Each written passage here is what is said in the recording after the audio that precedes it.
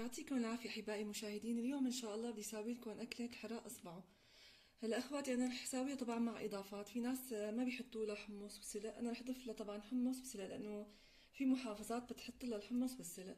هلا عندي المقادير: حمص، وعندي بصل جوانح مثل ما شايفين، طبعا الكمية بترغبوها، وعندي توم، وعندي معكرونة طبعا هي خصوصي للحراق إصبعه، واللي بيحب طبعا يعجن عجين كمان بيمشي الحال يعني.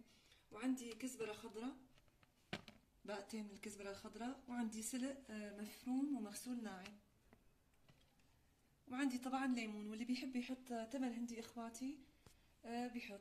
هلا انا طبعا رفعت العدس، حطيت شي تقريبا 3 زبادي عدس، والكمية حسب بالرغبة طبعا. هلا هون عندي تقريبا شي زبديتين من المعكرونة. بنبلش اخواتي بالطريقة.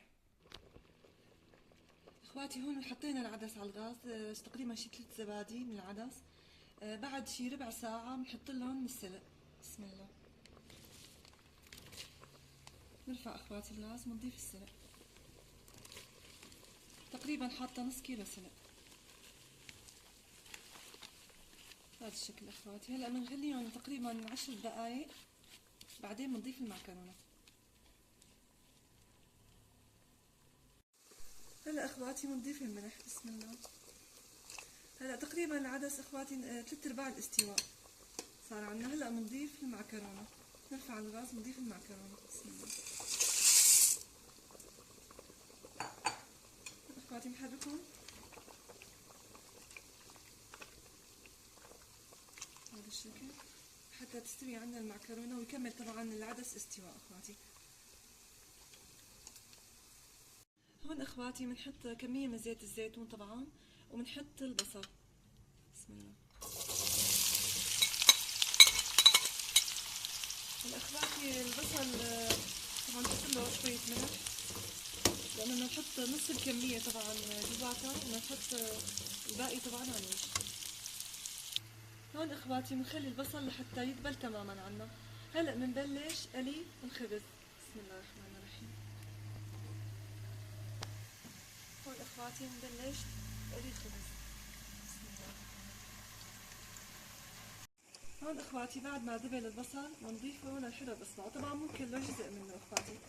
بنضيف الحمص، نحط الحمص. بسم الله. طبعا الحمص مسلوق عنا خالص. ناخذ جزء من البصل وبنحطه اخواتي. هون اخواتي بنحط جزء من البصل مثل ما قلت لكم. بسم الله.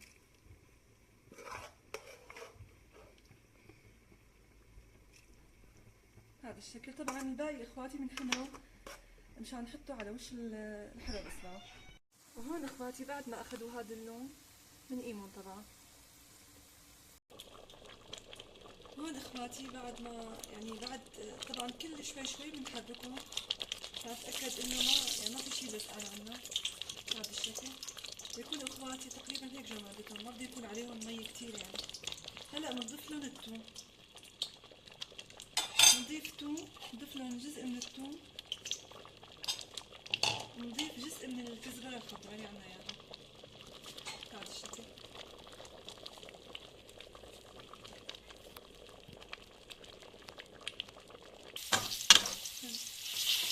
هون اخواتي بنحط الثومات ونقليهم تقريبا لمدة دقيقة، طبعا بالزيت نفسه تبع البصل. بهذا الشكل بنحطهم شوي اخواتي، بعدين بنضيف الكزبرة الخضراء اللي عنا اياها، طبعا صفاية منيح.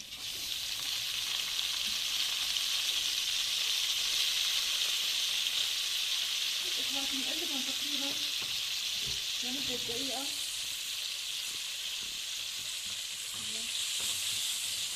التقليبة اخواتي لمدة دقيقة تقريبا، بعدين بنقلب. هون اخواتي اخر شي طبعا بنضيف الحمض، لانه اذا ضفناه قبل اخواتي ما بتستوي المعكرونة والعدس. اخر شي بنضيف الحمض. بسم الله. هلا بنضيف لهم كمان تقريبا نص فنجان صغير من دبس الرمان اللي بيحبوا طبعا. بسم الله الرحمن الرحيم.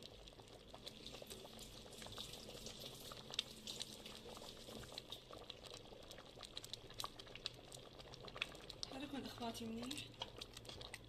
طبعا بنضيف لهم من الكزبرة اللي قليناها، بحط لهم جزء بسيط منه. طبعا هي للزينة لانه اخواتي. هيك اخواتي عنا. بسم الله الرحمن الرحيم. طبختنا صارت خاصة اخواتي. هلا ان شاء الله بنسكبها بنورجيكم اياها اخر شي. هون اخواتي بعد ما خلصنا، هلا اخواتي بنخليهم تقريبا دقيقتين 3 بس لينشف الوش، وبنبلش تزيين.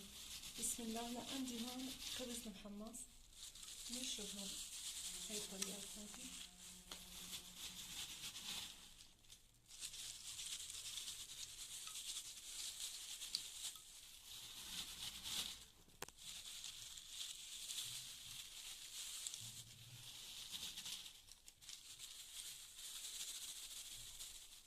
هلا اخواتي بعدين بنيش نحط هيك تقريبا، نعملهم هيك رشة رمان على الوش.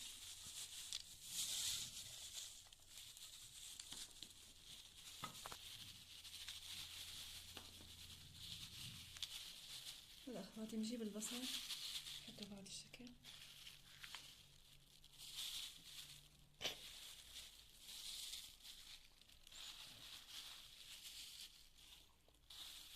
طبعا ما ننسى الكزبرة الخضراء.